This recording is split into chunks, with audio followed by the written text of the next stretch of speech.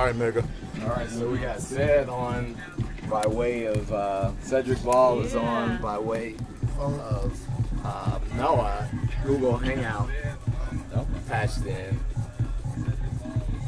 So while Torrin is going, we're gonna get into some Q&A. Everyone got their top 10 of all-time records that they played on campus. It's a mix. So we'll go around the table and just share what era you were at U of I, and then also who might have shared the stage with you when you were down there. Or we had some crews. Share your crew, whatever history that you think is going to be relevant to the U of I experience. Did you know we did that Black Alumni Reunion 2012, I think it was, down there. Kid Capri did that big show at the place at Lincoln, right, yeah. I forgot to connect those dots the last time we got together. Yep.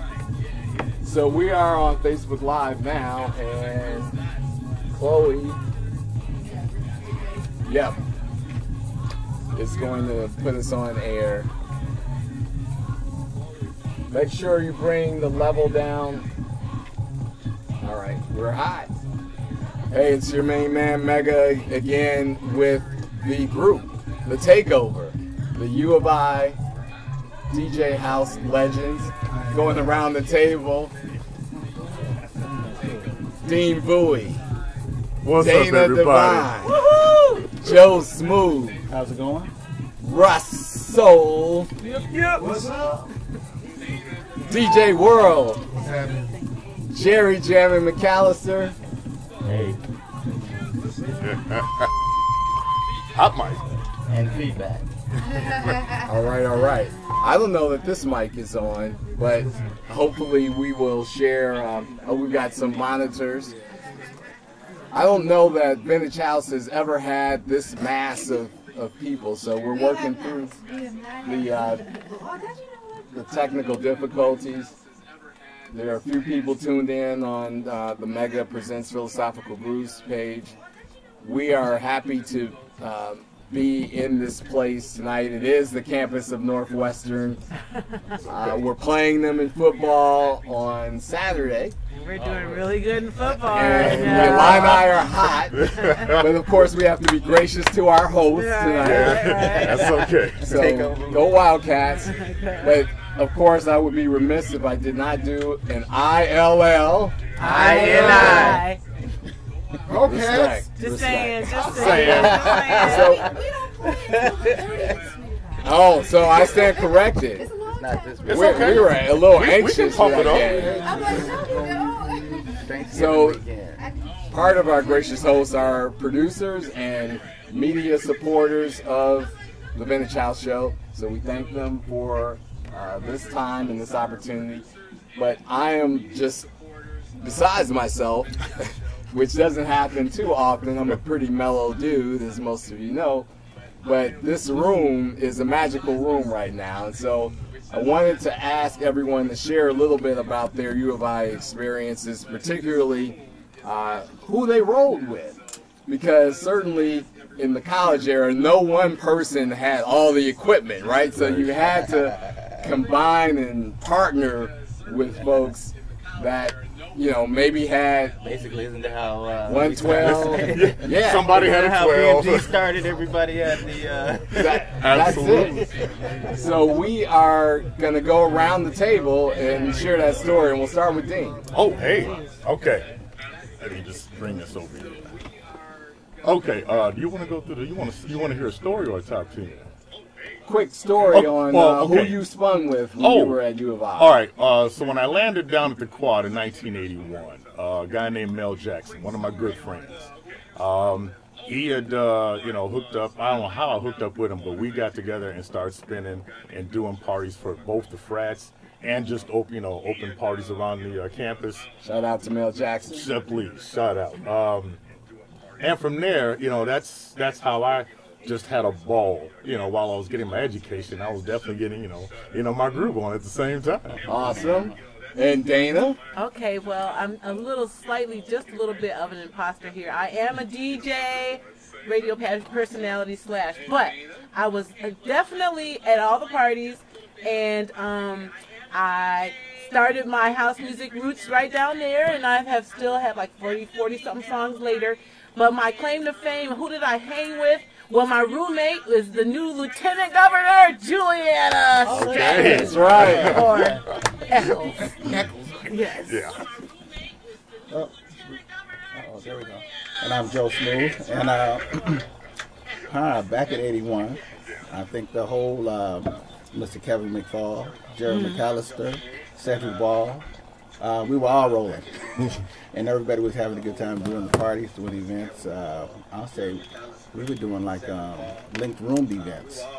Yes, in the dorms, we would do dorm takeovers. Okay. Across rooms. Yeah. That was the six-pack over there. The It six-pack, was wild exactly. over there. Yes.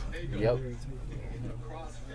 What's up, everybody? I'm Russell. Really wasn't DJing back at U of I, but I would shut everybody down. Also, one of the kings of dorm room events. Me and my crew, we threw our first pool party in the dorm room. Where we went. That's we got hot. A trouble. pool party. A pool party I was in the also dorm room. the sultry soul singer down there. I was in almost a Cotton Club. Cotton So Club. I always be playing piano, singing. Beautiful. Starred in the Wiz. I was the Tin Man. And that's where everybody started calling me Tin Man. I got my name. My notoriety came from actually that and just playing at all different events. But I used to always dance at World's parties with the ladies when they put on the disco joints. Me and her brought back the reunion of Studio 54 like never before. We closed the party out. Also a Delta gent. At Greek life, an important part. Yes. DJ World. What's happening? Enter 1989. I arrived at U of I, hit the yard. My freshman class was 1,000 deep. That was a Previously, good class. We had 500 on the yard the year previously, undergrad and grad. So when I got to the yard, there was a lot of energy, a lot of enthusiasm, because there were now people to recruit for membership for all the registered student organizations.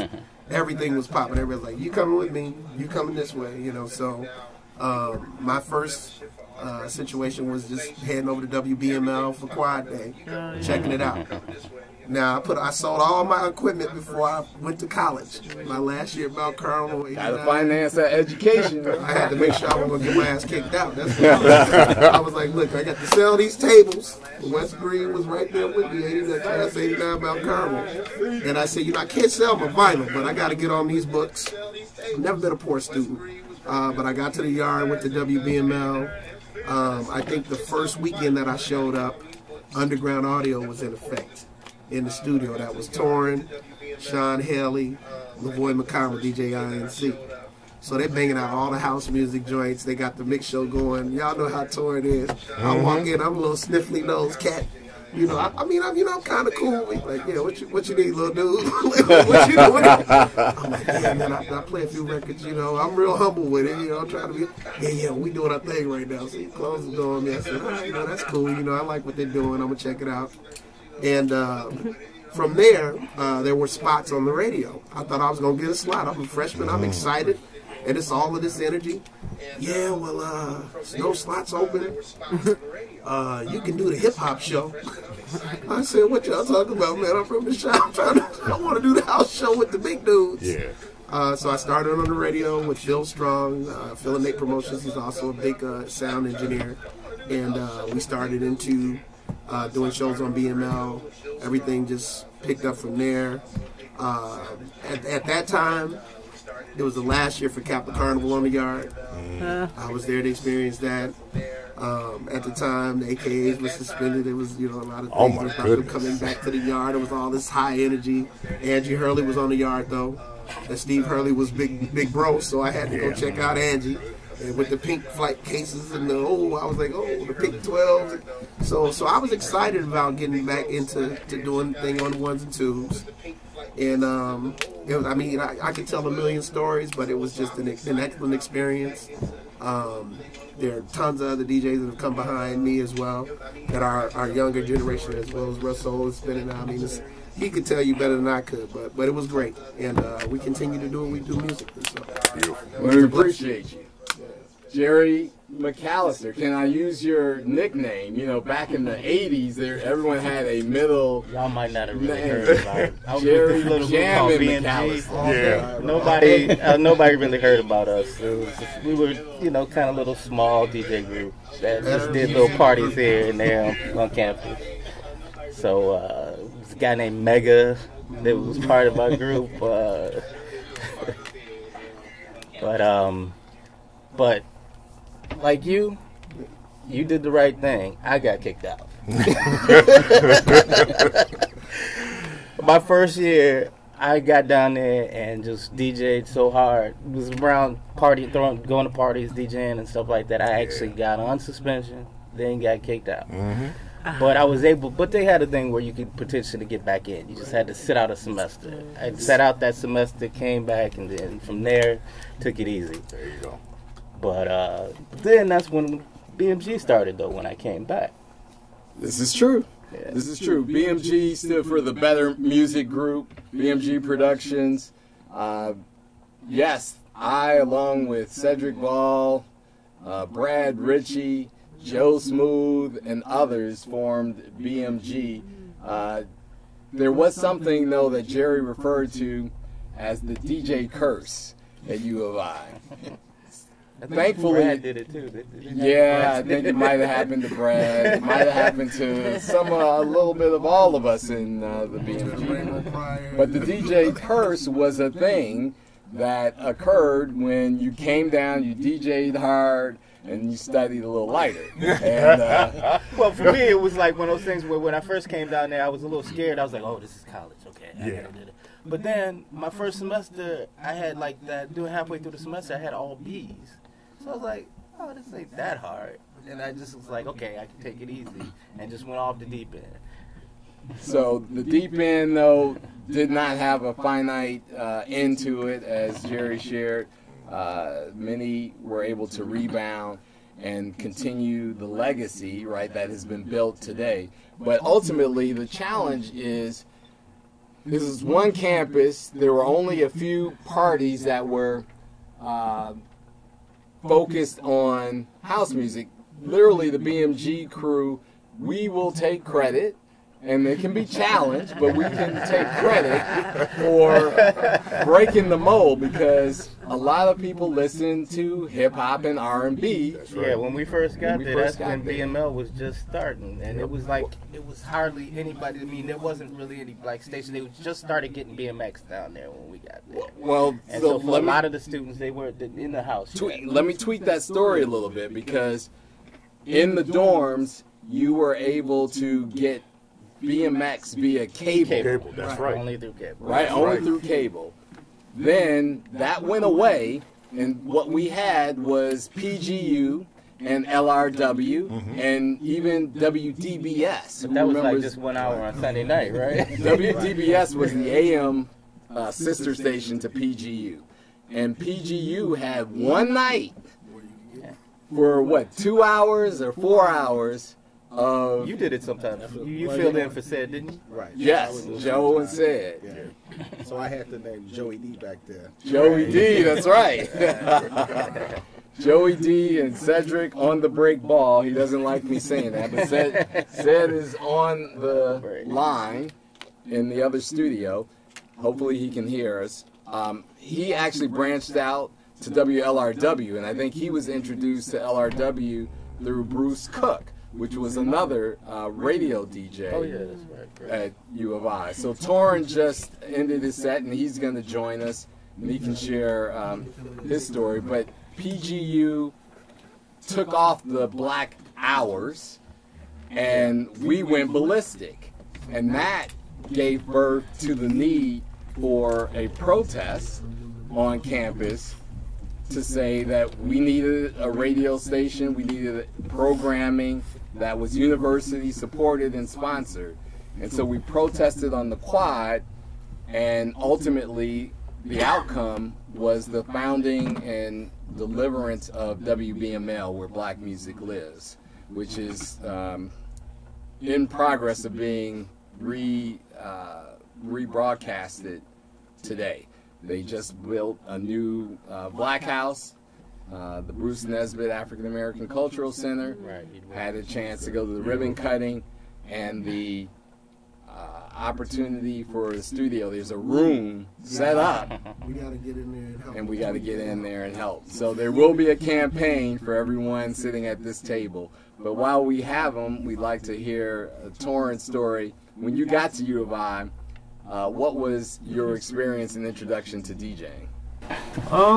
Well, so I heard Jerry talking about BMG, and that's kind of what I had heard. I kind of come from I guess sort of a generation where it was just all these single DJs, Frankie Knuckles, Ferris Thomas. So, I came down there and I was just touring Edmond.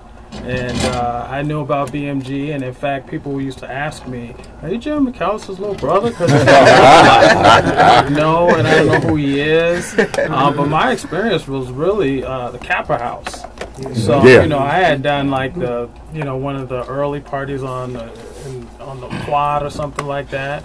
And the Kappas had a party, and I ended up DJing the party. So there was this guy, Tim Simon. Some of you all may know. He was the main DJ for the Kappas. Yeah. And he let me play one day and just decided he was tired and was going to go to bed. And next thing you know, the curtains are pulled and, the sun is coming up. So, one of my early parties there was just, just house music all night long.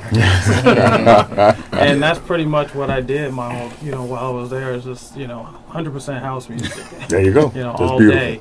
And then World came along. And I thought, you know what, it's time for me to get out of here. Because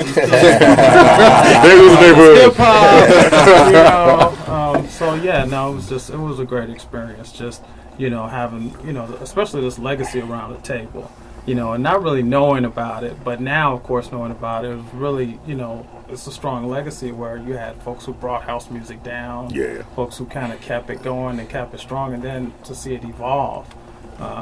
It's incredible. That's it. And so on the line is Cedric Ball. I'm not sure if our producers are able to pull him. Cedric, can you share a little bit about your story? You preceded most of us, except Dean. Were you there? Cedric was there before I got there. Yeah.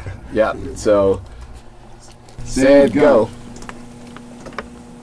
Well, hey, first of all, it's great to at least participate virtually.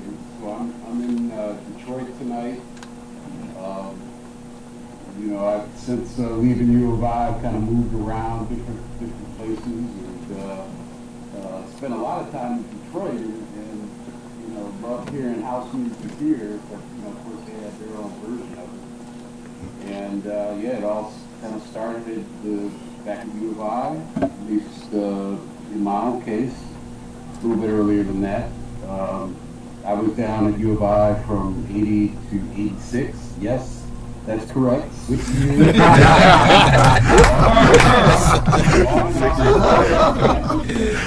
got my paper at the end, but you're right. I had a little bit of the DJ curse too, and had to take the semester off. Or didn't take the semester off, but was on probation, and then I had to straighten up after that. But you had your grades on the refrigerator as your motivator, I remember. Right. That was a constant reminder at every meal. It's like, okay, all right, got to lay off the music. But that's how the music drew you in. And, coming from Chicago, going down to U of I, and just being hungry to hear house music, after being exposed to Frankie Knuckles, Chosen Few at the time, all those fellas. And I had done, I'd actually been a DJ at Team Disco before coming to U of I. And so, what little bit I had of a record collection I brought down with me, and Kevin, you're right, started working at WPGU and putting on some of my records, and from there, actually there was an AM version. WDBS, yeah. What that was. DBS. WDBS, where music is best.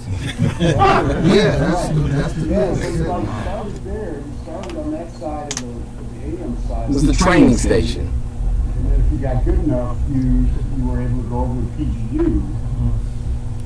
Yeah, and I landed the Soul Hour, and it was almost literally that, 1 hour of black music once a week on Sunday. And I think that opened up to like 2 or 3 hours on Sundays. And then, all the stuff went down where they cut back the hours, and you would have thought that somebody was murdered on campus. All the black people were like, hey, we have to have some music. The uprising.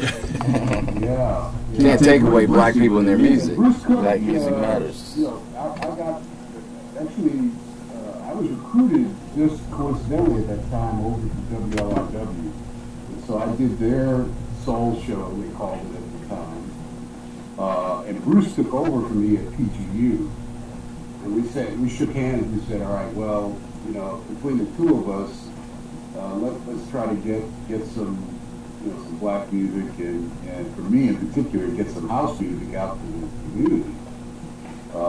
And so rather than compete with each other, we tried to get music out there. And so, kind of in the midst of all that, it was also, of course, brought into the BMG fold. Jerry, Joe Smooth, what's up? How's it going? Yeah, and that was great. That was it was a lot of fun. It was a way, Kevin, you're right. At first, not a whole lot of folks were into house music in, let's say, 80. It took a couple years, right, before there was a contingent of folks who came down from Chicago, wanting to hear house music, because things were still kind of old soul, and which was fine, and a little bit of hip hop, but not too much house music. That's not what the crowd wanted to hear at the time. But that was a niche that we filled until house music just kind of took over. What I would say like 82, 83, right? One quick story on that note said there was a mix we did for LRW in which we actually started the mix with Nucleus, Jam on It, right? And we literally grabbed the needle and drug it across the record for this mix. And you said, hey man, what are you doing? And I said, hey man, we're the better music group. We don't play this. Beep. And then you went into rocking out, I don't remember the house track that followed, but we got a lot of flack over that mix. Because one, they were like, did you just really destroy a piece of vinyl? And the rest of it was, of course, that the challenge, there was a organic conflict, if you will, around these genres of music, and people slowly began to accept that there was house music and that it was rhythmic and soulful and groovy, and that you could dance to it. The Greeks could step to it. They were, and that was a big audience, right? The Greek letter organizations. Right. I remember I had to go out and buy Atomic Dog because I was fearing for my life. There you go. I was DJing house music. If you didn't have that on Weeks and Company, they had me to do a Q Dog party, and I didn't have it. They were like, the bros want to hear the dog. I mean, it's interesting that you bring that up, because that was my experience when I got down there. I was DJing. A friend of mine that introduced me to people, so I started doing these Greek parties, and it was just everybody stepping around the party. And if you played something that they didn't like, it was over. It's over. And one day I was just like, you know what? I'm sick of this. I'm not playing this stuff anymore. And I just decided to play James Brown Body Heat. And they were all jacking and stepping around that just stopped. Dun, dun, dun, dun, dun, dun. And everybody just rushed the floor, broke up all the step in and all that stuff, and it kind of changed. It was jarring. Yeah, it really was. But you were a change maker, a change agent. He motivated me though, because when I came down, I lived in Hyde Park in Kenwood my entire life. As a young cat, 5th grade, I'm hanging out around cats that go to Kenwood. Brian Hardy's in the park on Saturday mornings giving the ballers mixtapes, and I'm hearing the music. My dad is the principal. He also got 40 #1 records from the 70s all the way through the 90s. So a lot of Roy Ayers records and, various other artists. I'm seeing these records in the house. I'm listening. I know Daddy produced them. But I was just a house kid, period. Yeah. So when I got to U of I, and I meet the football team, they all from St. Louis. Yeah, we play some more of that hip-hop. I'm like, man, y'all don't listen to house. We don't listen to house music. What you talking about? Then I come to the party, and I hear him play, and he sounds like what I'm used to hearing. And he's standing on it, like, because he's an upperclassman. He don't care what they ask him for. I'm about to beat this house music. Yeah. And if you don't like house music, go get a beer and go in the back and smoke a square, because nothing's changing. Yeah. So when I saw that he had conviction like that, and he was really good, it just motivated me to jump down on the box even harder. So Dana, you didn't share fully that you were a house artist and you performed yourself in Cotton Club and other events on campus? Yes, unfortunately, my memory is just awful. And I can't remember the name of anything, but I want to know who here spun at, was it Chester Street? Chester Street. Chester Street. DJs, raise your hand. Man, who got to spin at Chester Street? Really? Twice. Joe Torrance. Did you have one time? Because that was twice. A That's Well, staple. I joke around when I say it, but I literally had it like every week for a summer that I stayed down. Yeah. And it was like had Tuesday night week. at Chester Street. Was it Tuesday night? Yeah. Well, Yeah. I think it was Thursday though, wasn't it? Thursday nights was the night where before LGBTQ and as a movement became comfortable for people who were not part of the LGBTQ community. Thursday nights was the night to go to Chester Street. Right, because they were called that was straight night per se. Right. Never per se, They was playing disco Black straight night night. too. Right. They did call it black night. But It was like also, Thursday, but because we were used to On going to W- Lowery or to here, so it was We like weren't okay, there's a scared of space down there, culture. right? Exactly. That was part of the house. do you guys remember a DJ? My first roommate, Dawn Turner Trice, wasn't she on BML? Dawn Turner Trice, I think, was. She's certainly a was. journalist. Yeah, and, but she did radio. And she did radio while she When was on a campus? freshman. I believe she did. Okay. Shout Y'all out to remember- Dawn y'all remember that? Turner Trice. That don't ring a bell? No. I'll reach out to her after the show. Yeah, ask her about get that. validation. Check that out. Check that out. Those are some good times, though, right, guys? So who in this room, we'll go down the venue list, right? Who did Red Herring at any time? I wish I could remember. I can't remember anything. No, right? I cannot Where was remember. that? Who did the back of the Union? Oh, of course. Of course. Right. Yeah, we all did. Outdoor party there. Yeah.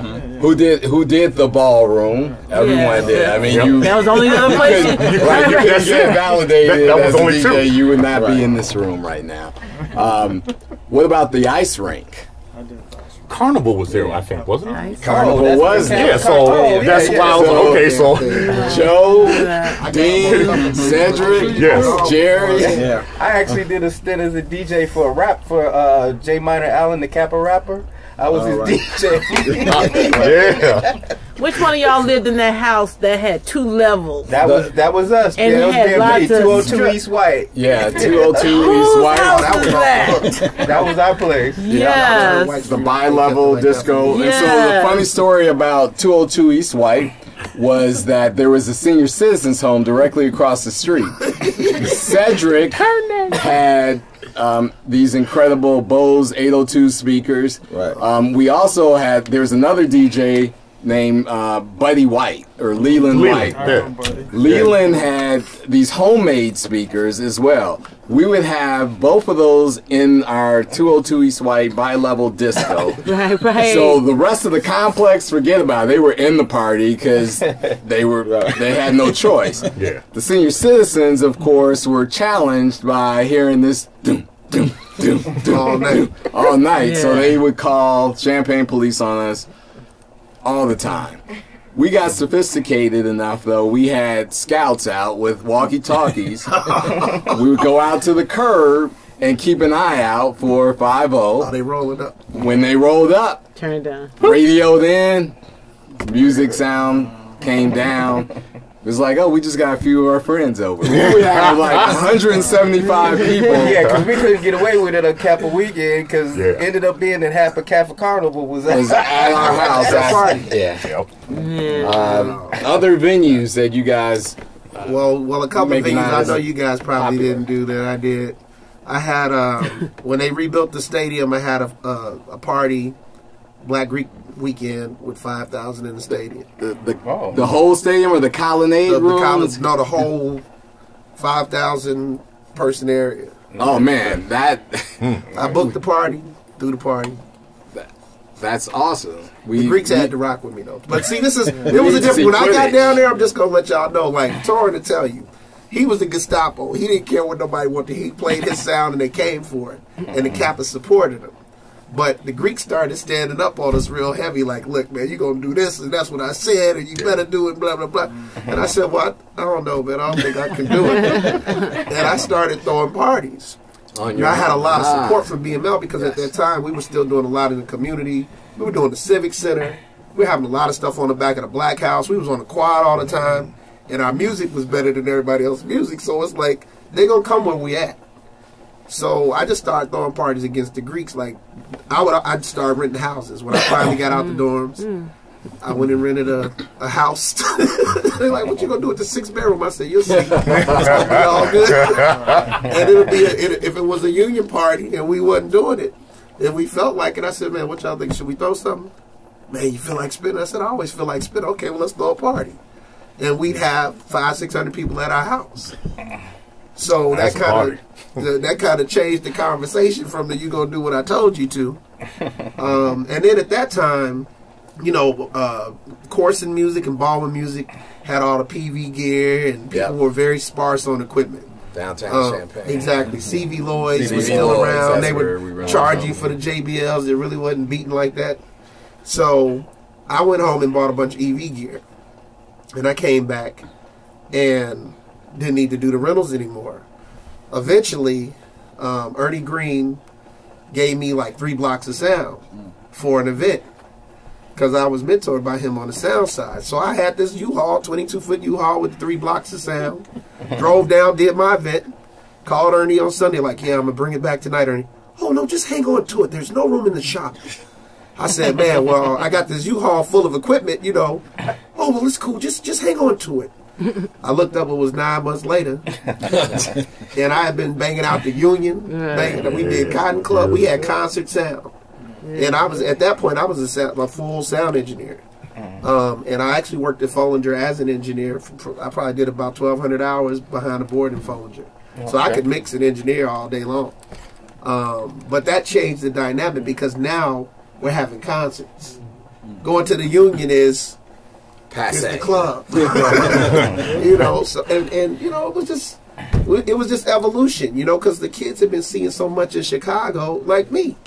When I came down there, I'd been to the Music Box Warehouse, hanging out with the crew. I showed up as a freshman. I'm like, what y'all got? And they were coming down even more familiar. So we had to switch it up a little, you know. Absolutely. We're talking about bringing a lot of Chicago to Champaign. Wanted to share the stories about instances where Kappa Carnival, they were looking to turn it up, and the ice rink was a huge venue. Yeah. So there was one year where Keith Nunley and Steve Hurley, better known as JM Silk, came down and performed, and we have, thanks to another BMG member, Peppy, He took video. Peppy shot video of his performance. His performance is classic. Wow! Because we had a smoke machine, filling up the stage.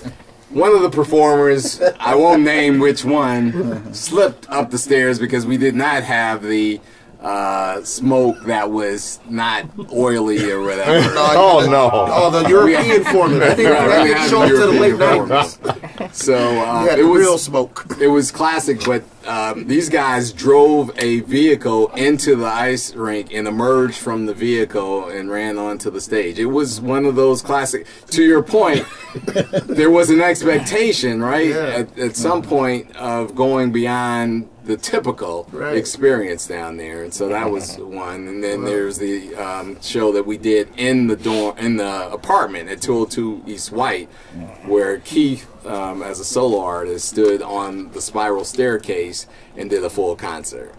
Wow! I want you to know I sang in that house too one time. It was the front. Something was going on, and I sang in that darn house down there. Sure did. What'd you sing? I can't remember, but there was a lot going on, and I remember I couldn't get it. I had to try to get everybody's attention. That was hard to do. I think I remember. That was not easy. But it's I came with Lisa and Sharon.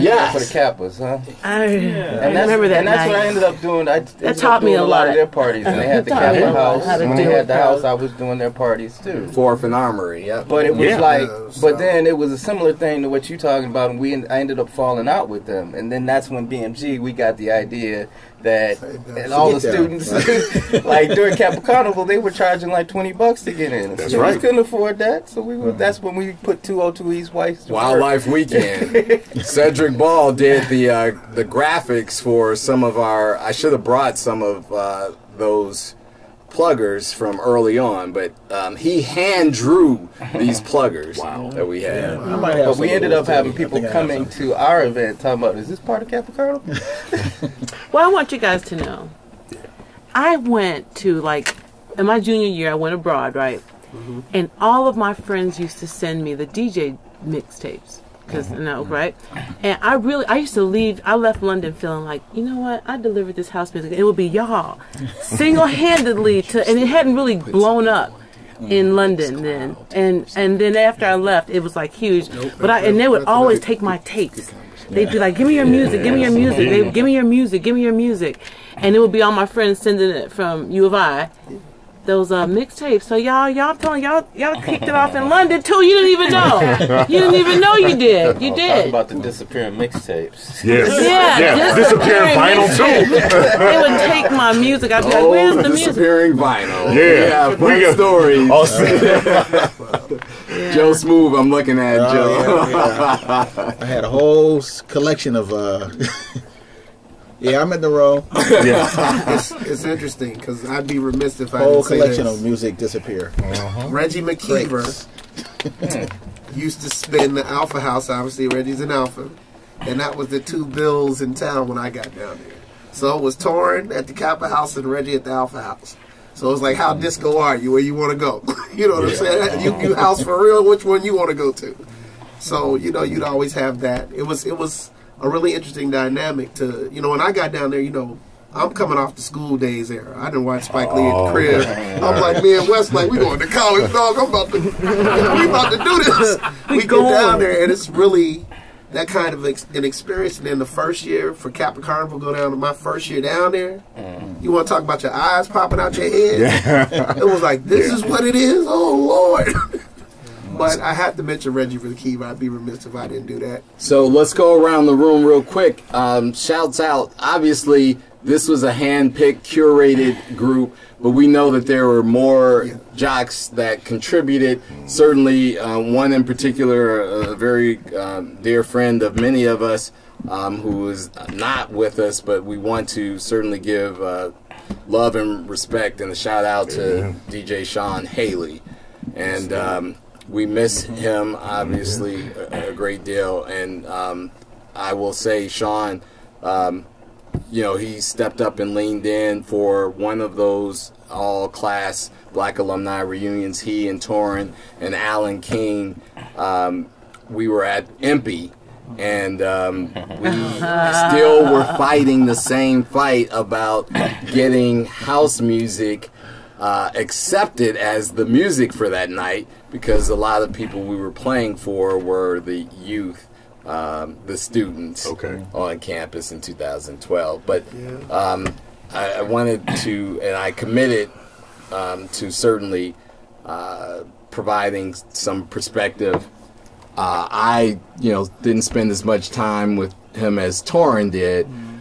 So Torrin, any words about Sean and any other DJs that you wanted to share and give respect to? Yeah, definitely Sean.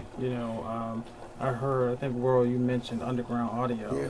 That was my radio show, and then you took it over. I guess you kept the name. No, but They put me in the slot. In BML, there was a guy named Barry who had the house music show, and for whatever reason, he ended up moving out of. He used to go by Barry Alligator All House. Right. Oh yes, I remember Barry Alligator. Yeah, but Sean actually did the show. He did the show with me. So I was sitting behind the controls, and he was sitting on the other side, and we were just great friends throughout our time together, and he's just terribly missed. Absolutely. Just always kept me uplifted, always challenged me to do more. Like, what are you doing with your music? What are you doing? Just keep an incredible producer, incredible person. So I can't say enough about him. Certainly DJ INC was down there when we were there, and he and I are still friends to this day. Just there was a lot of talent down there. Yeah. When you talk about just DJs in general. Definitely Sean, INC, Eddie Mills. Yeah, I rock with Eddie to this day. Yeah, and then just DJs who came up out of there, and I'll let you, kind of take it from there. Lloyd Hutchinson, Paul Hutchinson with the Kenwood Class 89. There's DJ Bonsu. Javon Jackson came out of there.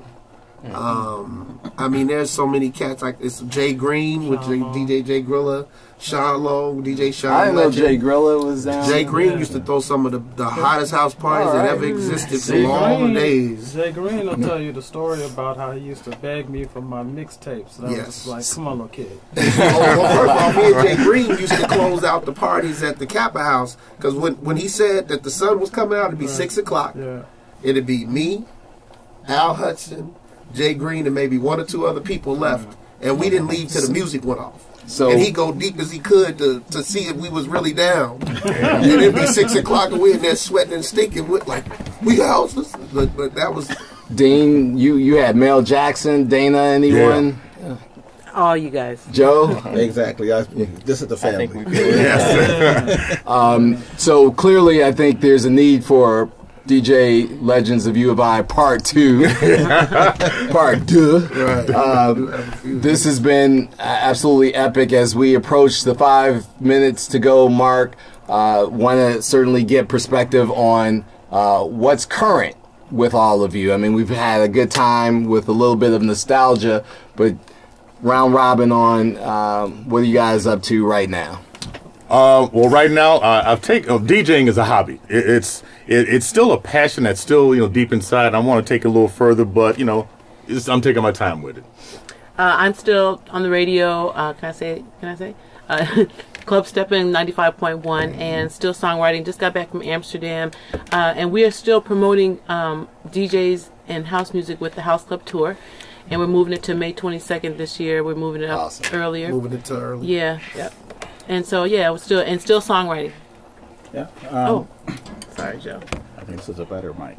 For some reason, this mic is crazy. Yeah. So I guess I'm still a touring DJ, producing music, doing a lot of A&R work, working under my own companies, doing some A&R for companies like Universal, some of the dance labels, Armada, Ultra Music. And hanging out with you guys. All right. We appreciate you. So, still DJing a lot. As Dana said, just got back from Amsterdam with her and Wes and Russell. doing the Chicago Beat Down. I actually had another successful summer at the Pier 31 with Summer House Series. Yes, I actually have an event coming up this Friday under my own company, Sound Sanctuary Music Sessions. I got Carlos Mina, a.k.a. Casa Mina, coming in from New York, and then No Shalom from Chicago on the south side of the Post. So if you're out and about on 57th and State, come and check me out. All right. Russ. What's up? Songwriting, producing, DJing, putting together this new kind of showcase that fuses house and live performance together with the art of DJing.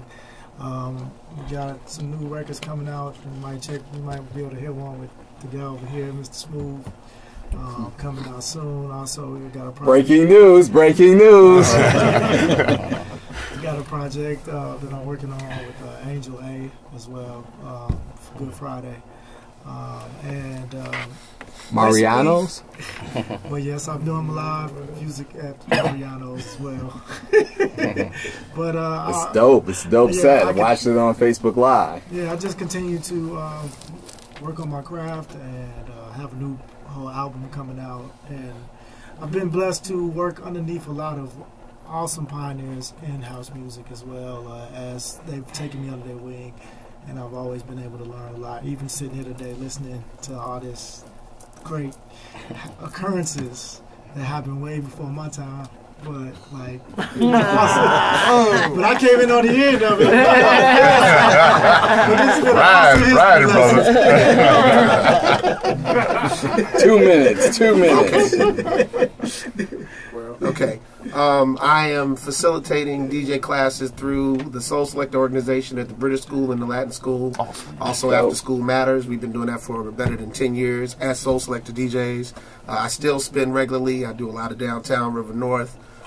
Still play on the South Side heavily. I'm also in the process of putting down a couple of joints of my own currently. Oh, sweet. So we're going to see how that turns out. I'm at it, and that's about it, man. You can catch me out here. You know. All right. Jerry.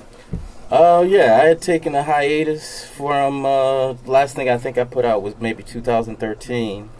Probably the last show we did as a band was somewhere around there in 2011. Well, what's your band name? I was about to say that. But this year, my band, Mr. Ali, we played the House Music Festival in Millennium Park, Memorial Day weekend. And that has been the kickoff of a new, I'd say the next chapter for Mr. Ali. So right now I'm working on the album, and I'm hoping to have something coming out next year. And Cedric, if you're still online with us, what's current and happening with you in music? We may have lost him. I don't have said, but Cedric Ball, brother to one of house music's very endeared, a recent Chosen Few award winner, Arliss Ball, is sister to Cedric, and you know that's family. And you can catch Mega here at the WNUR studios with the Vintage House crew. Lauren Lowery, super duper producer, co-host Lowery Branch, media director Chloe, and of course bringing you all this live video goodness, Cedric and Wes. I'm sorry, Kevin G and Wes. There you go. Kevin Gist, thank you. Wes, thank you. We are Vintage House. We encourage you to tune in and listen and to continue to support the show. Certainly all the great things that you're doing, Vintage House can be a part of, so don't hesitate to reach out. We can help elevate and integrate and be a part of keeping the culture alive. We're powered by the Dance Music Research and Archive Foundation. Our mission is to keep and preserve this history of this thing we all love, house music. Absolutely. And so I want to personally thank you guys. I'm still overwhelmed over here in the corner at the magic that has occurred tonight in this room. I know our producer had some questions, and we're going to have a part 2. Next up, Armani. Hey, Mommy. A Mommy on Street Beat, WNUR FM 89.3 and HD1. Thank you all. It's been real. We'll continue on Facebook Live for a few more minutes, the after show. Thanks for having us, Kevin. All right. Alright, that was good. Short and sweet. Kevin, of course, you're a professional. Yeah, they shut it down. Like, when did they shut it down? They turned around for a minute. I was like, Because I remember hearing about it get shut down. You know what happened? It was early 90s. It was the early 90s when they closed the Kappa House. Gotcha. Actually, they took the Kappa House and made Right. it. Yeah, it became a university building. Right, property, yeah. they were having too much trouble in there. Y'all had a Kappa House? No. No. Well, you know what? I'll show y'all this picture. Let me before you guys start on the road, we're gonna take a group picture. Wow. Yeah, let's go. That's Don't amazing. get this right. Let's see. Yeah. That was never there. Look at you. Classic. Wow, that's beautiful, man. That is a beautiful shot. Jam, I'm gonna try to step over. Chester Street. That's the only picture I got of me DJing ever on campus. Wow. Yeah. That was back in the day. Like 19 years old. Back in the day when I was young, I'm not Right, not too long ago. I did. You just showed me that is. That's an incredible shot. I wish I was a kid. Yeah, man, I didn't realize you didn't get to go to the Kappa House. Wow, that was some good times up in there, though. You was the man when I got there. Man, it changed. You were the man in the I mean, Kappa House? everything changed. Well, when I was down, the Alphas didn't get their house tapped. What's that? They didn't get that. They got their house. No, I in didn't. 88. Or did they get right before They you got came? it in have a house when They got it in 88 because that was thank the you. first year when I came as a freshman. Yeah, They the hour goes fast. Okay, yeah, because I left in 87. So They got it right after you left, and then they ended up getting moved around because they had O'Malley built apartments on that corner, 52 East Armory. So they ended up, O'Malley, from the bar. university. Probably gonna need to take was still around. He ended up being a head realtor.